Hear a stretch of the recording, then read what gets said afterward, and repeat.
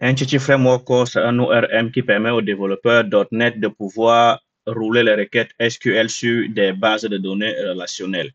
Entity Framework nous permet d'écrire des requêtes facilement en tout simplement indiquant, disons, la table comme ceci et en mettant directement toList comme ceci. Ceci nous permet tout simplement d'avoir accès à la base de données sans avoir besoin d'écrire du code SQL.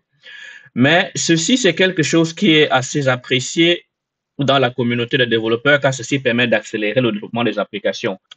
Cette facilité vient aussi avec ces petits problèmes car nous avons parfois des requêtes qui sont assez lourdes et que la conversion en code SQL n'est pas assez facile ou alors n'est pas performante. Donc, dans ce cas, nous serons obligés généralement d'écrire des requêtes SQL manuellement. Donc, pour ce faire, nous allons d'abord essayer ici de voir comment cette requête-ci fonctionne. Nous allons ajouter ceci. On va exécuter ça sur notre base de données AdventureWork que nous avons déjà créé. Nous avons notre contexte ici.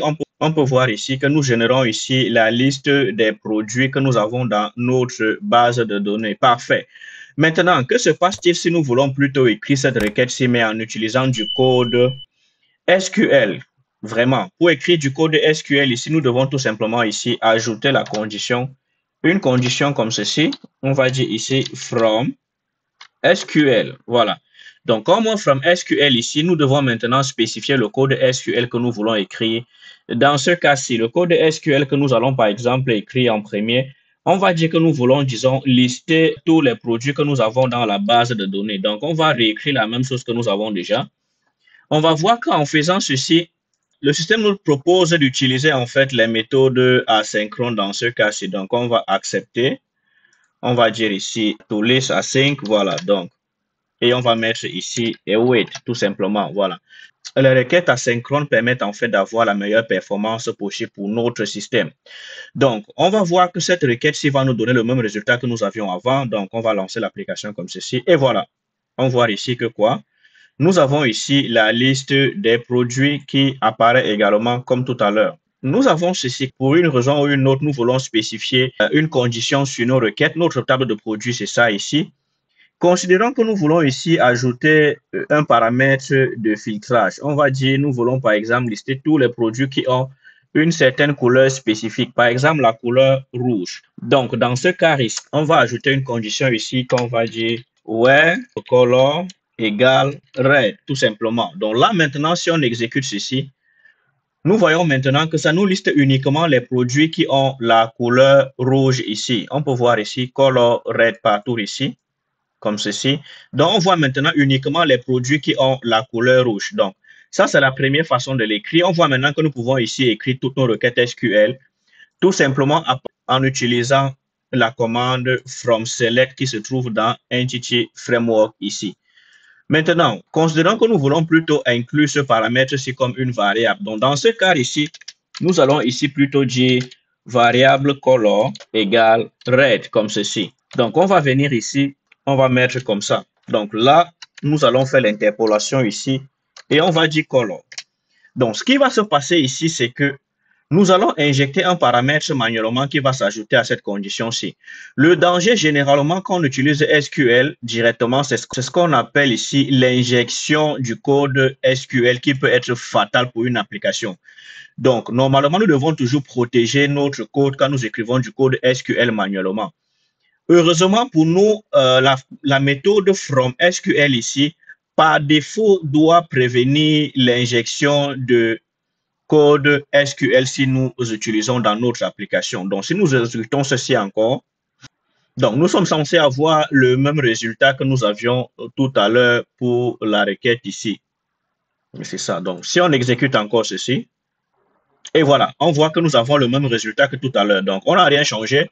Nous avons juste fait sortir le paramètre à l'extérieur de notre code SQL.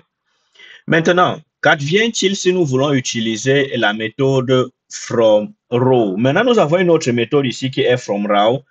La particularité de SQL row maintenant, c'est que celle-ci ne fait aucune protection. Elle nous laisse écrire le code SQL exactement comme nous voulons. Ça veut dire que le système ne va pas changer le code que nous allons écrire, ça va exécuter exactement comme nous allons l'écrire. Mais dans ce cas-ci, notre code en fait SQL ici n'est plus protégé. Donc, on peut regarder ici. On va voir ici que La description nous dit de faire attention quand on peut avoir l'injection SQL comme on peut voir ici. Ça nous dit method from SQL row insert interpolation string directly into SQL without any protection. Donc, il n'y a aucune protection qui va se faire. Donc, dans ce cas-ci, nous avons l'obligation nous-mêmes de protéger notre système contre l'injection SQL. Qu'est-ce que nous devons faire ici? Nous allons ici maintenant dire new SQL comme ceci, paramètre. Donc, dans ce cas ici, on va lui dire, nous voulons injecter le paramètre SQL de cette façon-ci. Mais pour ceci, nous allons ici changer ça. Nous allons dire ici paramètre color comme ceci. Et nous allons maintenant mettre la virgule ici. On va mettre notre paramètre color ici. On voit maintenant que cette ligne n'est plus soulignée en fait. Donc, on voit maintenant que le système comprend que nous avons protégé notre requête SQL. Donc, si nous voulons écrire des requêtes SQL en utilisant vraiment le SQL from row et ne pas modifier quelque chose, nous devons nous rassurer que nous utilisons vraiment le SQL paramètre ici qui va protéger nos informations. Donc, ceci est très important lorsque, par exemple, nous utilisons des données qui sont entrées par l'utilisateur dans un formulaire.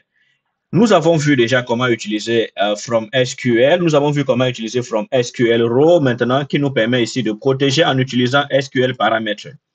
Maintenant, considérons que nous voulons écrire une requête, cette fois-ci qui va nous retourner le nombre total de produits que nous avons dans notre base de données qui ont un prix qui est supérieur à 0. Dans ce cas-ci, nous allons utiliser une autre requête ici, par exemple, le nombre de produits. Le nombre de produits ici, on va dire que ça va être un await. Ici, on va utiliser maintenant, cette fois-ci, le contexte, mais on va utiliser database directement ici. Donc là, on a SQL query. Nous mettons notre requête ici et nous allons avoir une valeur scalaire ici. On voit qu'on peut ici obtenir un integer. Donc, la valeur ici, nous avons ici le SQL row, from SQL row ici qui nous retournait une liste. Nous avions également from SQL qui nous retournait une liste. Mais dans ce cas-ci, en utilisant SQL query, nous pouvons faire une valeur scalaire. Donc, on peut obtenir une seule valeur si nous voulons. Dans ce qu'on va dire ici, ceci, on va donc essayer d'afficher cette valeur pour voir effectivement est-ce que nous pouvons obtenir une valeur scalaire. Donc, ça, c'est la lecture d'une valeur scalaire ici. On peut ne plus afficher ces informations-ci. Donc, on peut enlever ceci. Et voilà, on voit qu'il y a 304 produits dans la base de données qui ont un prix qui est supérieur à 0. Donc, on peut également vérifier ceci en prenant tout simplement cette requête-ci comme ça. Et en allant dans notre base de données SQL, que voici. Et en exécutant tout simplement la même requête, nous voyons que nous avons ici 304 produits. Exactement le même résultat que nous avons ici. Voilà. Donc, on voit que nous pouvons exécuter notre requête et avoir le même résultat tout simplement ici. Maintenant, nous avons également parfois besoin plutôt de faire la mise à jour dans une base de données. Donc, dans ce cas-ci, pour faire la mise à jour, nous allons utiliser plutôt la requête execute. Donc, on va par exemple exécuter quelque chose comme ceci. Si on vient ici et on dit nous avons notre produit dans la base de données ici. Nous avons tous nos produits ici. On voit que le produit avec le ID 1 ici, la couleur ici, c'est nul. On va essayer d'exécuter la requête pour pouvoir mettre à jour cette colonne-là et la mettre à red, par exemple, ou silver. Donc, ici, on a choisi la couleur silver. On va essayer d'exécuter cette requête. Donc, tout est fini ici. Donc, là, maintenant, on va essayer dans notre base de données réexécuter notre requête. On voit maintenant que ici, le produit avec le ID 1, sa valeur de colonne maintenant, c'est silver ici. Donc, voilà.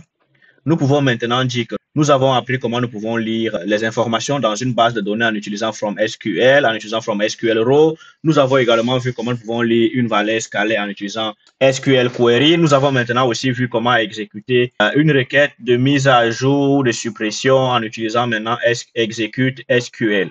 Voilà, ça va être tout pour cette brève introduction à l'utilisation de Entity Framework en utilisant les requêtes SQL directes qu'on peut exécuter sur notre base de données. Merci d'avoir été avec nous. Abonnez-vous si vous avez aimé notre contenu. Laissez un commentaire, likez.